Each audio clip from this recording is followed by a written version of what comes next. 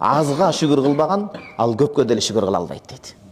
Азға шүгір қыла албаған, وَمَنْ لَا يَشْكُرُ الْقَلِيلِ Қалил деп азды айтады. Азға топық қылбаған, азға шүгір қылбаған, азды қадырлабаған, ал көпті деле қадырлай албайды дейді. وَمَنْ لَمْ يَشْكُرِ النَّاسِ لَمْ يَشْكُرِ اللَّهِ Адамға шүгір ете албаған, жаратқанға деле шүгір айтып қиратпайды дейді. Рахмат ушу билим тақсырыбызға. Рахмат ушул Канат бейбизге, рахмат ушул уюштурууга, рахмат ушул Адыл шейхибизге, рахмат ушул аталарыбызга. Шунча бир үн чыгарышкан жок, субханалла. Бир жок. Бардығы тең, чарчап тұрса дағы, чалығып 8 саат аралықты басып келіп тұрса дағы, башқа болса да біз Құдай жолында келдік. Бұл жерде мүнөздү көрсөтө турган жер эмес. Біз Құдайдын ибадатын алып келдік. Бир кыял жорубуз менен жок кылбайлы. Айдай кыргызда айтат, айдай көркүңдү чонак мүнөзүң бузат дейт.